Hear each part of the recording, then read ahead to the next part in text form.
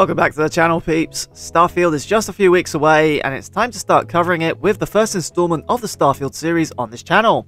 You may recognize me as a Destiny 2 content creator, or you're simply stumbling upon me for the first time. Your viewership is much appreciated. If you do find this video informative at any stage, drop a like. This video is intended for you Xbox or PC owners that are wondering whether or not you want to fork out the dosh to buy Starfield. Ladies and gents, I'm going to do my best to make you part with your money. First of all, let's quickly cover what Starfield actually is.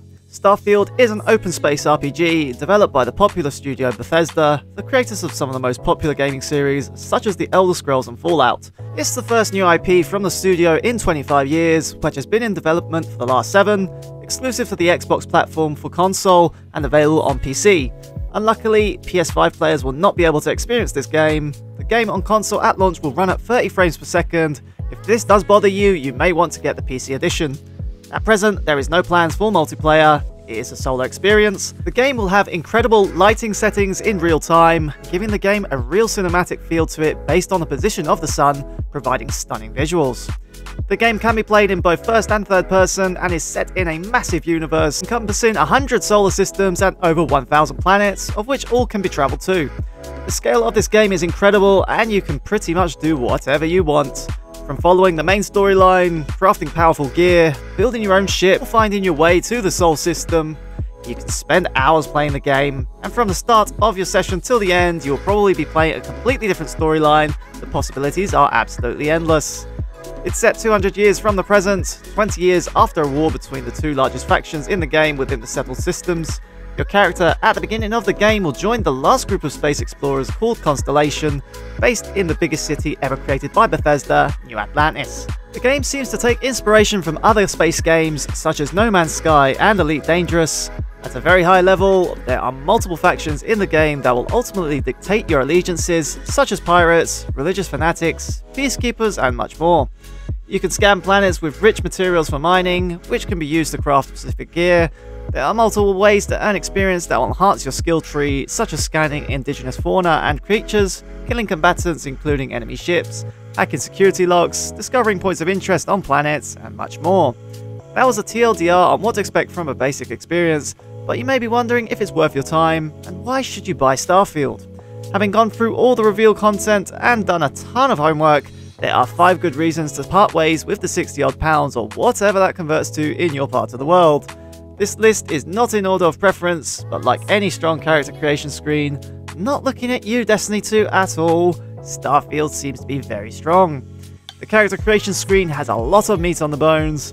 The game will present you with 40 facial templates to choose from, and from there you can customize your character at will. From your typical eyes, skin tone, and nose features, all the way to piercings, tattoos, teeth, and even your bloody walking style. You can choose your body type, whether you're going for the athletic look like I will, or you may be leaning into a stockier build. The options are all there. I do believe you can also set your name so that NPCs call you by name. Although it's not on screen, this was mentioned during a gameplay reveal. The character screen doesn't stop there, and this is where you may start to wonder how you want to set up your playstyle, which will ultimately turn into your favourite gaming build. The background screens give you at least 16 backgrounds to choose from, which have a preset of 3 skills that will enhance your gameplay. For example, Combat Medic provides 10% more pistol weapon damage and provides more healing and weight carrying, which will benefit close quarters players that enjoy pistol popping. These backgrounds will also benefit the player in other ways, such as gaining different NPC dialogues and even additional quests that are only obtainable with said background. Finally, from a character creation screen, you can select traits. These traits are optional and can be both beneficial and detrimental to your character. One example of this is selecting the Serpent's Embrace trait. This will gain you favour with the religious fanatic serpent group, providing you safe passage through their space controls, whilst impacting the way your health and endurance works whilst using the grab lift. Unlike your background, these traits can be changed, however, the devs have told us to discover that ourselves. Bethesda have always provided great character development skill trees, and Starfield's is no different.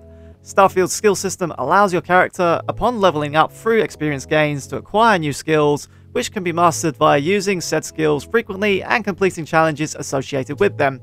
There are 5 skill sets in total, those being physical, which impact recovery rates from infections and weight carry as examples, social, which impacts persuasion and negotiation skills, combat such as weapon types and space battles, science, which covers research, which ultimately impacts crafting, and tech. These skills provide advantages to the way you play the game, such as weapon damage type buffs, hacking, intimidation, and even mind controlling creatures. These skill trees, paired with the backgrounds and traits from character selection screen, will allow for very powerful build creations, such as being a pro sniper, one-punch IP man, stealth and air builds, and even Jedi builds based on the ending of the extended gameplay trailer.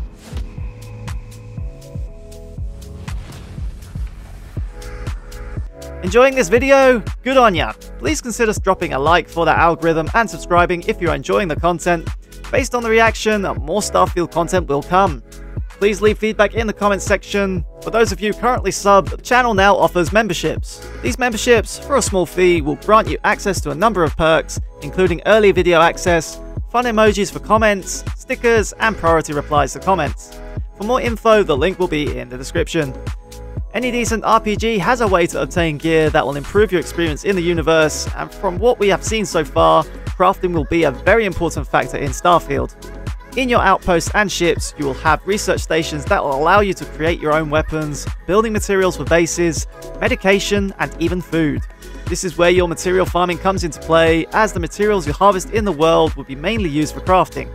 Scanning planets whilst in their orbit will give you a strong indication of what materials are available to harvest, either via mining them on site or creating your own outposts and placing crew members to gain those materials. This will also allow for weapon crafting, such as scopes, magazines, the different ammo types being ballistic, energy, or magnetic, plus much more, including your suits and subsequent mods. There seems to be a huge variety of weapons to craft, including pistols, SMGs, sniper rifles, Gatling guns, just to name a few revealed in the gameplay trailer. Crafting will be one of the core aspects of your gameplay enhancement, and I am thoroughly looking forward to this. Now, we did touch on outposts briefly in the previous point, but the potential for these are endless. Do you want to create a home away from home on our moon orbiting Earth?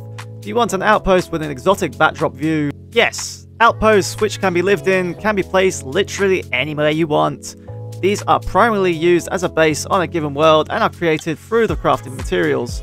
You can place modules with a 3D view of the outpost and decorate the interiors also, such as quarters, crafting modules, and even gym equipment. These can also be set up on resource-rich worlds to mine their resources, which will effectively improve your crafting capabilities.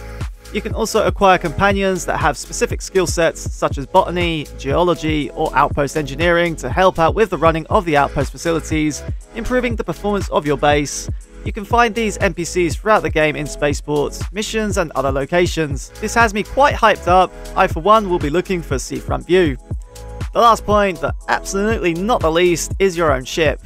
There are different ship models in the game that can be modified at will via modules at spaceports. You can literally modify everything, from the look of your ship, cockpit, engines, and much more. And you have the freedom to place modules wherever you want within reason. You're not going to stick an engine in front of the cockpit after all. You can own multiple ships which will form your fleets, such as cargo ships for hauling missions, smaller combat ships for stealth and bounty hunting missions, plus much more that will be left to your imagination. Just like outposts, NPCs can be hired to form part of your crew on your ship, which will provide extra benefits whilst aboard, and they can also follow you on missions on the ground. The interior of your modules can be also modified, similar to your outposts. You can place crafting modules as well as trophy displays with your favourite gear for that personal touch. They even displayed ships that look like transformers. For space itself, engines, weapons, and shields are key factors when putting together your ship. Certain modules will impact these, so your design will have consequences. But it's a nice headache to have. Having stronger engines will make your ship faster and allow grav jump to travel farther, and you can divert power between the different ship modules depending on your situation. For example, running away from a gunfight, you can divert weapon energy to engines. It's not just shooting shit and go bang. As the devs have said, space battle is a dance.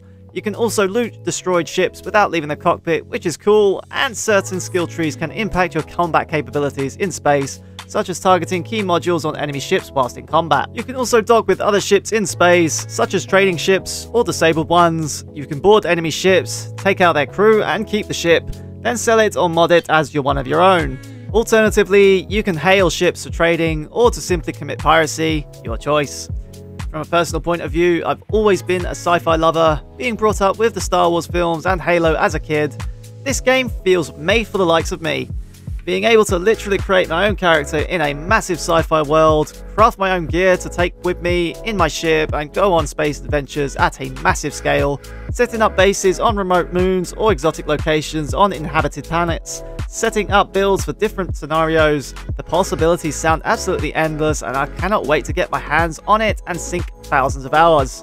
Let's just hope it releases as advertised. With the longest script I've ever written for a video, I really hope that covers most of the reasons why you want to drop whatever you're playing on September the 6th and get yourself Starfield for the Xbox console or PC. I for sure will not be playing Destiny 2 with the exception of creating content. That's it for this video, peeps. I really hope you enjoyed it and slap that like button if so. Leave a comment with your thoughts and what you are most looking forward to in the game, and consider subscribing for future content and joining the membership. Feel free to also give me a shout out if you want me to cover more Starfield news before the game releases. If not, we will continue with the Destiny content. This was Plasma Alchemist. Your viewership is much appreciated. Until next time, see you later.